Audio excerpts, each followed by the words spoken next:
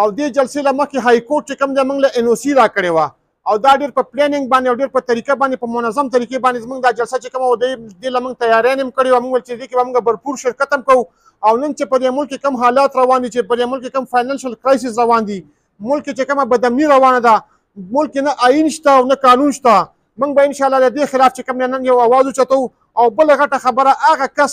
نن چې یو کال نه زیات وخت یې وشو هغه نن په جیل کې ناستی دی، هغه په دې ملک کې د خودمختارۍ خبره کړې وه، هغه په دې ملک کې د آزاد عدلیې خبره کړې وه، هغه په دې ملک کې د قانون د بالادستۍ خبره کړې وه، هغه په دې ملک کې د آیین د بالادستۍ خبره کړې وه. موږ نن د هغه لپاره چې کوم دی په دغه ترناول کې یو جلسه وه او دا جلسه چې کومه ده دا لکه د های کورټ په پرمیشن باندې دا جلسه چې کومه وه دا دغلته کېښودل شوې وه. څه نوي هدایات ورکړه نو زه حاجي صاحب ته خواست کوم چې هغوی راشي او تاسو ته هغه کوم نوي هدایات چې دي چې مشرانو طرف نه میلاو شوي دي چې په هغې باندې تاسو سره خبره وکړي. بسم الله الرحمن الرحیم.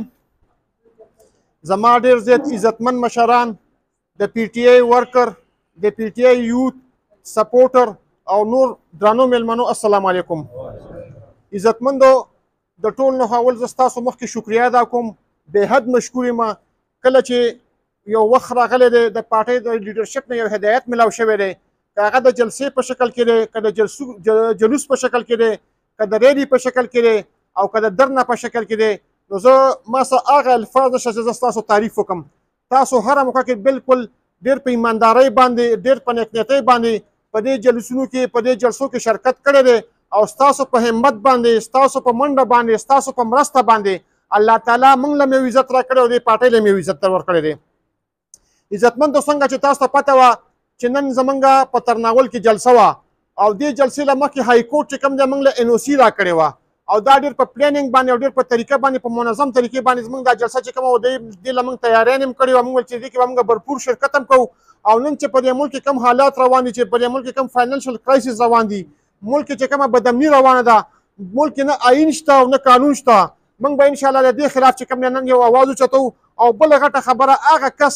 نن چې یو کال نه زیات وخت یې وشو هغه په جیل کې ناستی دی، هغه په دې ملک کې د خودمختارۍ خبره کړې وه، هغه په دې ملک کې د آزاد عدلیې خبره کړې وه، هغه په دې ملک کې د قانون د بالادستۍ خبره کړې وه، هغه په دې ملک کې د آیین د بالادستۍ خبره کړې وه. موږ نن د هغه لپاره چې کوم دی په دغه ترناول کې یو جلسه وه او دا جلسه چې کومه ده دا لکه د های کورټ په پرمیشن باندې دا جلسه چې کومه وه دا دغلته کېښودل شوې وه. خو ډېر د بدقسمتۍ نه او ډېر د دغه نه دا خبره چې بېګا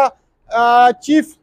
کمشنر چې کوم دی هغه NOC کینسل کړې وه او نن زموږ CM دا ویلو چې بهی دا جلسه به موږ په هر حال باندې دغه چې کوم دی په ترناول کې دا جلسه کوو. خو دا زموږ د چیرمین د هغوی نه یو دغه رالو میسج رالو، لیډرشپ دا فیصله وکړله چې دا جلسه چې کوم دی دا موږ پوسټپون کوو او دا به موږ په 8 سپتمبر باندې کوو.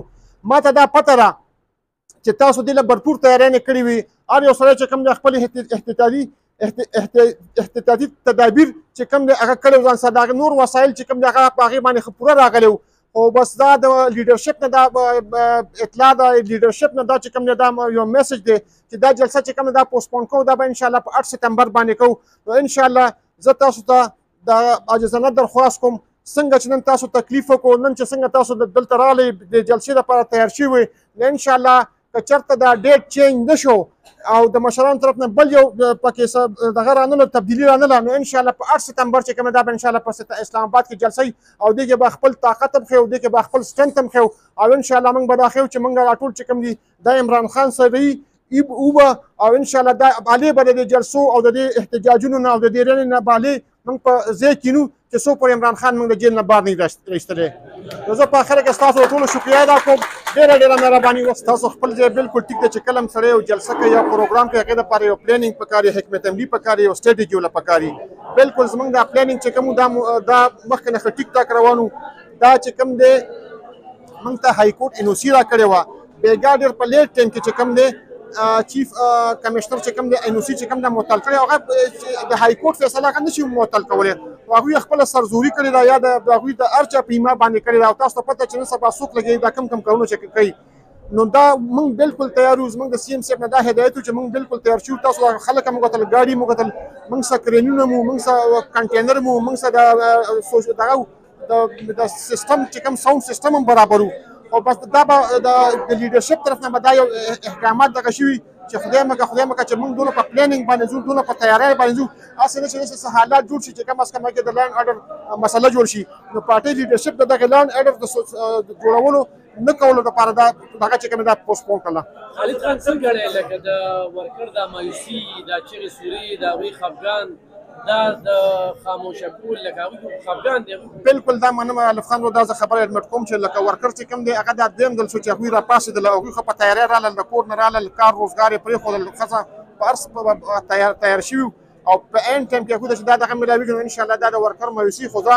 دې کې خپله هم یو سوچ ته خپله هم یو فکر پکې شته چې کم از کم د لیډرشپ طرف نه کم یو احکامات کم یو میسج راشي دا د هغې پابند دی او انشاءالله د